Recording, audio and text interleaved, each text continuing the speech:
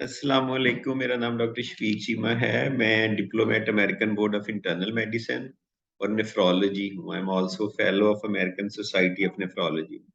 Currently मैं working as a professor of nephrology at Allama Iqbal medical college Jinnah hospital.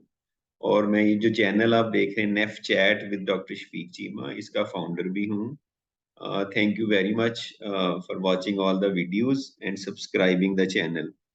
अच्छा, सबसे ज्यादा क्वेश्चन मुझे अपनी क्लिनिकल प्रैक्टिस में, हॉस्पिटल में, जिनाह में, आईएमसी हॉस्पिटल में, ऑनलाइन मैसेजेस में वो किडनी डाइट के बारे में आते हैं। गुर्दों की जो ग़िज़ा है, जो ग़िज़ाई परहेज़ है या ग़िज़ाई एहतियात है कि जो लोग हैं जिनको गुर्दों की दायमी बीमारी या गुर्दों की कोई भी बीमारी हो जाती है, उनको कौन-सी खुराक लेनी चाहिए।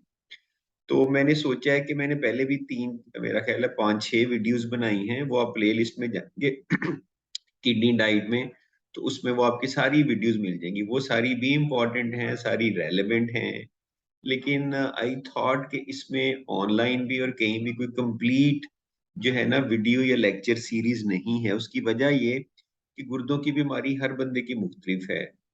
किसी को दायमी बीमारी है, किसी को गुर्दों की पत्थरी की बीमारी है, किसी को ग्लोमेरुलोनेफ्राइटिस है, गुर्दों की सोज़िश है, किसी की जो है ना साथ उसको शुगर है, हार्ट डिज़ीज़ है, वज़न कम-ज़्यादा है। हर बंदे के इलेक्ट्रोलाइट चीज़ें मुख्तलिफ हैं। तो इसलिए मैं एक दफ़ा एक complete set of lecture series बना दूँ for all the people with kidney disease all over the world. ये तो मैं उर्दू में कह रहा हूँ, बहुत सारे लोग हैं जो इंडिया से, अमेरिका से, इंग्लैंड से भी देखते हैं। तो I would do the same lecture series in English as well and maybe make another channel for English audience. तो अभी फ़िलहाल जो है ना हम आज की इस वीडियो में जो लेक्चर नंबर 1 है, जिसमें वी विल टॉक अबाउट कि जो गुर्दों की बीमारी में ग़िज़ा का रोल है या अहमियत है, वो क्या है? इसका ये लेक्चर नंबर 1 है इम्पोर्टेंस ऑफ किडनी डाइट। क्या अहमियत है और ये क्यों अहम है गुर्दों की बीमारी में डाइट करना या गुर्दों की बीमारी में ख़ास तरह की खुराक लेना या ग़िज़ाई परहेज़ करना? Why is it so important? इसकी क्या अहमियत क्या है? तो ये जो लेक्चर है ये बेसिस बनाएगा जो बाकी 11 लेक्चर्स और होंगे डाइट पे। तो उसमें जो फिर आपसे रेलेवेंट होगा आप उसको उस तरह से देख सकते हैं। तो सबसे पहले तो मैं बता दूं कि जैसे हर तरह की बीमारी में खुराक की एक कलीदी अहमियत होती है और सही खुराक के इस्तेमाल से आप सेहतमंद ज़िंदगी गुज़ार सकते हैं। ना सिर्फ सेहतमंद ज़िंदगी गुज़ार सकते हैं बल्कि गुर्दों की दायमी बीमारी और गुर्दों के मसाइल वाले पेशेंट वो गुर्दों की बीमारी की रफ़्तार को भी कम कर सकते हैं, बढ़ने की रफ़्तार को भी कम कर सकते हैं और गुर्दों की बीमारी के नतीजे में आने वाली कॉम्प्लिकेशंस को, पेचीदगियों को कम कर सकते हैं या उनका मुकाबला कर सकते हैं।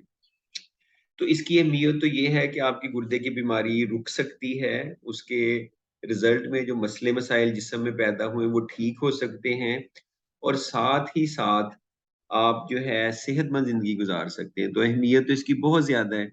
अब क्वेश्चन ये पैदा होता है कि ये गुर्दे काम किस तरह से करते हैं? तो मैं ये आपको बता दूँ कि जो सेहतमंद गुर्दे हैं, नॉर्मल गुर्दे हैं, हर इंसान में 2 गुर्दे हैं, एक-एक में तकरीबन 10-10 लाख के करीब छोटे-छोटे फंक्शनल यूनिट या नेफ्रॉन या फैक्ट्रीज़ हैं या छलनियाँ हैं, जो आपके सारे जिस्म में हर तरह की खुराक, पानी, नमकियात, एसिड बेस, तेज़ाबियत, अलकली सबको बैलेंस करते हैं, सबको फ़िल्टर करते हैं, बैलेंस करते हैं और आपकी बॉडी में एक ख़ास लेवल हर चीज़ का मेंटेन करते हैं। फॉर एग्ज़ाम्पल आप जितना मर्ज़ी पानी पी लें, अगर आपके गुर्दे ठीक काम करें तो आपका पानी जो जिस्म में, खून में है, जो ब्लड वॉल्यूम है, वो सेम रहता है।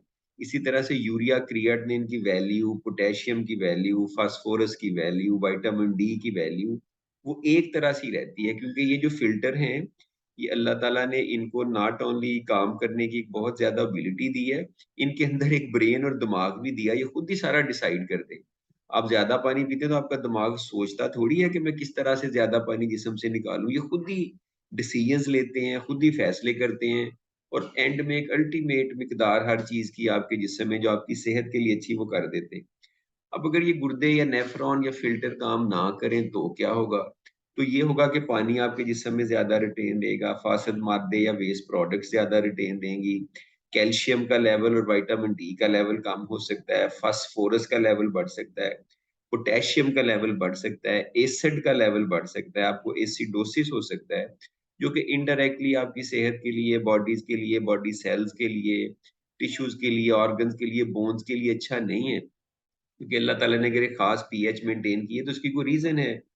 तो बेसिकली आपकी सारी जो वाटर इनटेक है, आपका meat, protein, carbohydrate, fat intake है, और फ्रूट्स एंड वेजिटेबल हैं, उनमें मुख्तलिफ मिनरल्स हैं, इलेक्ट्रोलाइट्स हैं, उन सब की जो मेंटेनेंस होती है ना, उनके खास परफेक्ट मुतवाजन लेवल जो जिस्म में कायम रखते हैं वो गुर्दे रखते हैं। तो अगर ये खराब होंगे तो ये जो है ना सारा बैलेंस खराब हो जाएगा। और उसकी वजह से फिर आपको मुख्तलिफ साइड इफेक्ट्स और सिम्टम्स होती हैं, जैसे भूख का ना लगना, मुंह में टेस्ट का अजीबोगरीब आना, पानी का ज्यादा रिटेन होने से जो है वो आपको सांस का चढ़ना, खारिश का होना, ये सारी फिर उसकी अलामत आती हैं। अच्छा, अब इसकी जो अहमियत है गुर्दों की बीमारी की, ये तो गुर्दे मैंने बताया कि किस तरह से नॉर्मली काम करते हैं।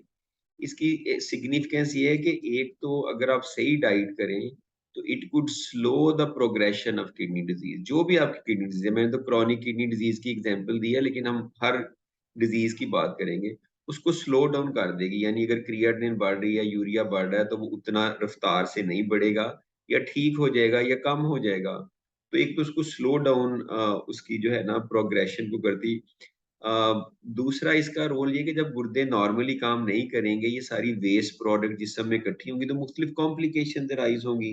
जैसे एसिड ज्यादा इकट्ठा होने से एसिडोसिस है, पानी ज्यादा इकट्ठा होने से फ्लूइड ओवरलोड है, पोटेशियम ज्यादा इकट्ठा होने से हाइपरकलीमिया है, फास्फोरस ज्यादा इकट्ठा होने से हाइपरफास्फेटीमिया है, पैराथायराइड हार्मोन का लेवल बढ़ता है, हड्डियां कमजोर होती हैं, उनकी दर्दें होती हैं, यूरिया क्रिएटिनिन बढ़ने से दिमाग पे असर पड़ता है, आपको भूख कम लगती है, सारे मसले मसाइल होते हैं।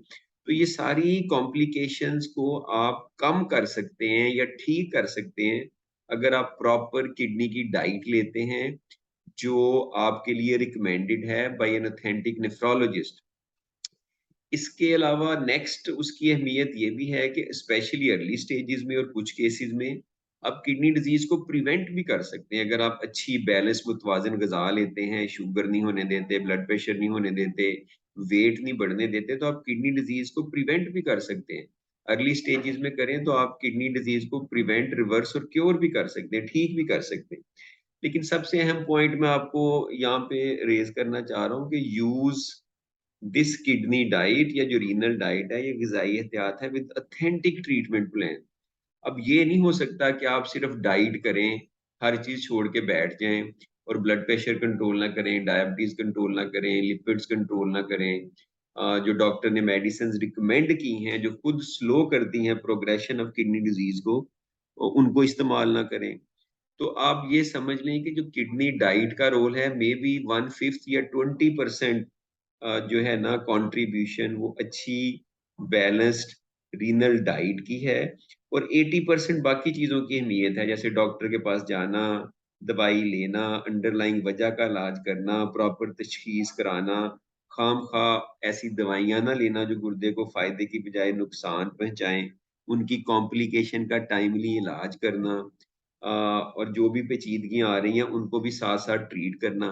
तो ये एक कॉम्प्रिहेंसिव ट्रीटमेंट प्लान होता है जिसका एक हिस्सा है गुर्दों की डाइट।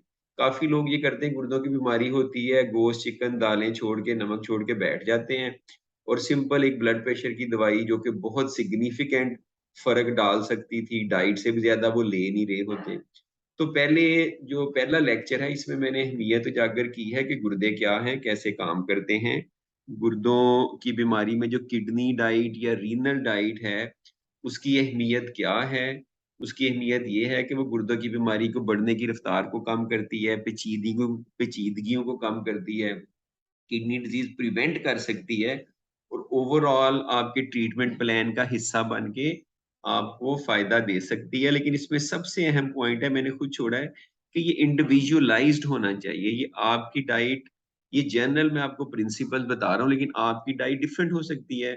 आपका पोटेशियम ज्यादा है, फास्फोरस ज्यादा है या नहीं है, आपकी किडनी डिजीज किस स्टेज की है, कौन सी किडनी डिजीज है, साथ आपके और क्या मसले मसाइल हैं, हार्ट डिजीज है, ब्लड प्रेशर है, डायबिटीज है। तो जो नेफ्रोलॉजिस्ट आपको आपकी लैब्स देख के कंसल्ट करके बताता है, वो बेस्ट डाइट है। आपने अपने नेफ्रोलॉजिस्ट की ओपिनियन या उसकी कंसल्ट में जो रिकमेंडेशन है वो फॉलो करनी है। ऑब्वियसली आप उससे डिस्कस कर सकते हैं कि मैंने ये देखा है कि मुझे जैसे ज्यादा पोटेशियम वाले खाने नहीं लेने चाहिए। वो आपको कह सकता है कि आप ले सकते हैं क्योंकि आपका पोटेशियम नॉर्मल है, तो वो फिर बात खत्म हो जाएगी। तो ये डाइट हर बंदे की फर्क है। तो इसी वजह से मैंने अगले 11 लेक्चर और बनाए हैं। तो आप अगले लेक्चर का इंतजार करें जिसमें सबसे पहले हम जो क्रॉनिक किडनी डिजीज की स्टेज 1 एंड स्टेज 2 है उस डाइट के बारे में बात करेंगे। लेकिन ये डाइट की क्या अहमियत है इसका बताना पहले बहुत जरूरी था ताकि एक बेसिस बन जाए। तो I hope you like this kind of video series. Comment जरूर दीजिएगा, चैनल जरूर सब्सक्राइब करें और लोगों को शेयर भी करें। Thank you. This was doctor Shafiq Cheema. खुदा हाफिज।